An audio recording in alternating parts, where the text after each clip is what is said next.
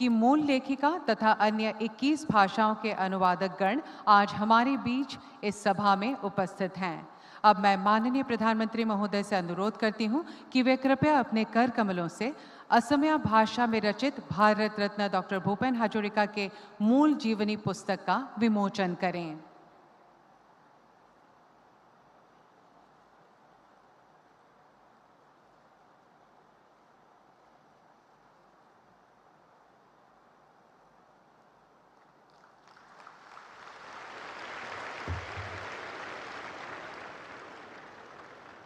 धन्यवाद महोदय।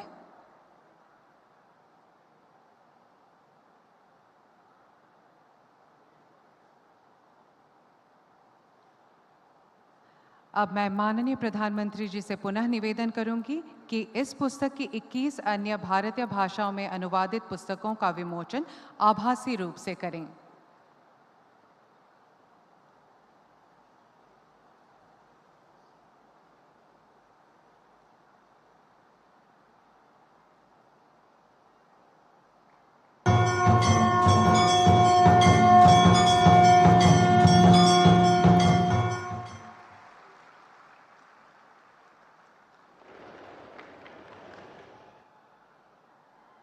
धन्यवाद महोदय।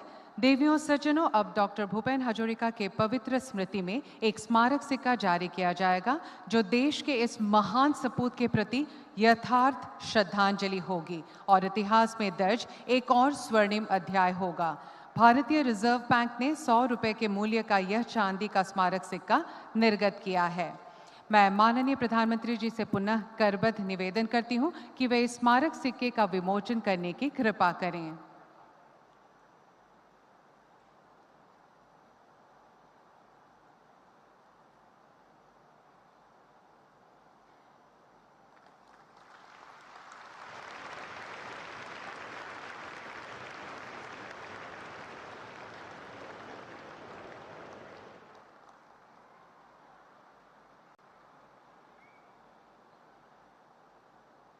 धन्यवाद महोदय। अब मैं माननीय प्रधानमंत्री श्री नरेंद्र मोदी जी से विनम्र निवेदन करती हूं कि वे कृपया अपने सारगर्भित विचारों से हमें प्रेरित और मार्गदर्शित करें।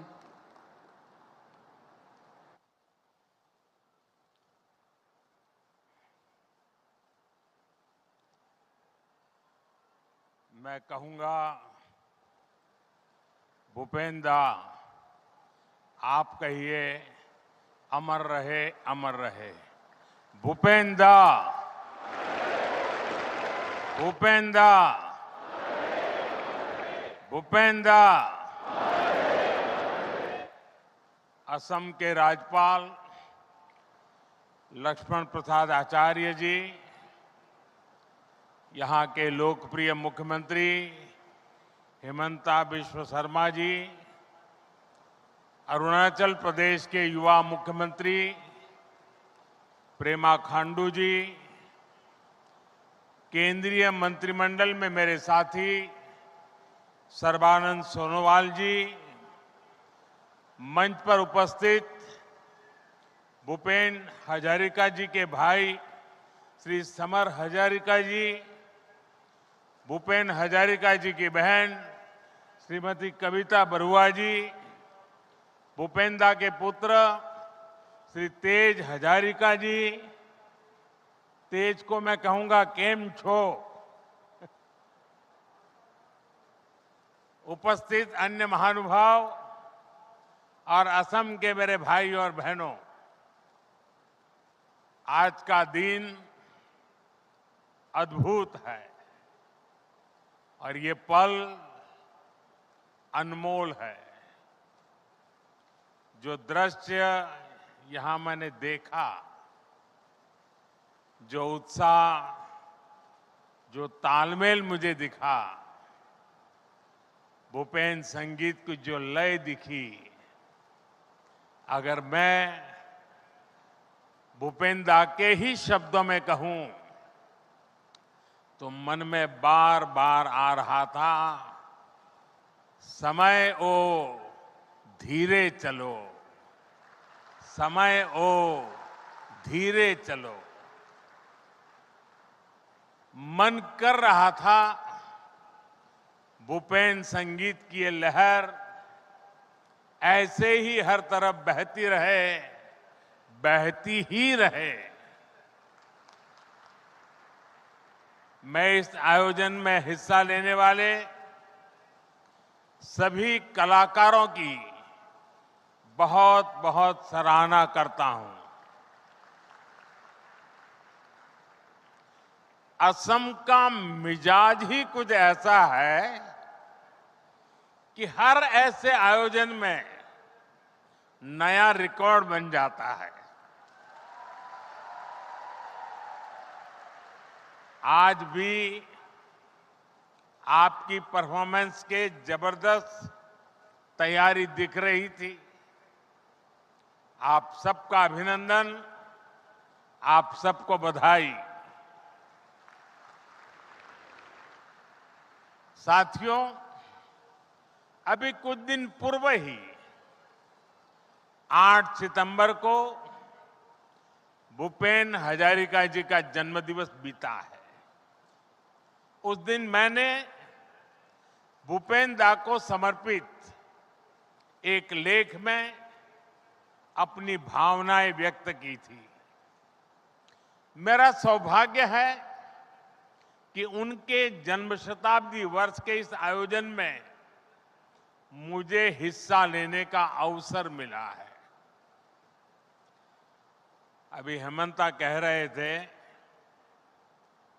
कि मैंने आकर के कुछ कृपा की है।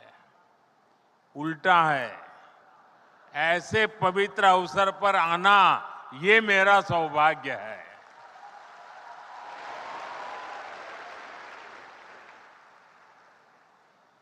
भूपेन दा को हम सभी प्यार से सुधा कौंठो कहते थे।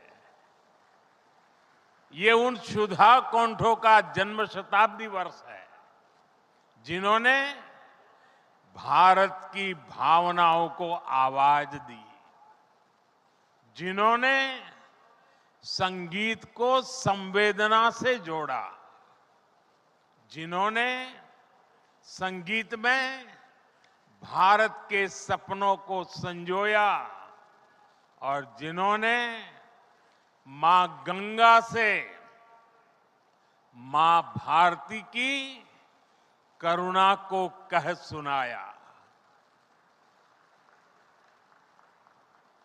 गंगा बहती हो क्यों, गंगा बहती हो क्यों।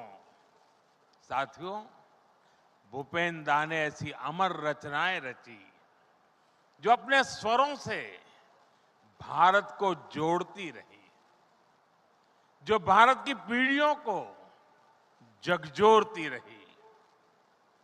भाइयों बहनों, भूपेन दा सशरीर हमारे बीच नहीं रहे, लेकिन उनके गीत, उनके स्वर आज भी भारत की विकास यात्रा के साक्षी बन रहे हैं, उसे ऊर्जा दे रहे हैं। हमारी सरकार बहुत गर्व से भूपेन दा के जन्म शताब्दी वर्ष को सेलिब्रेट कर रही है।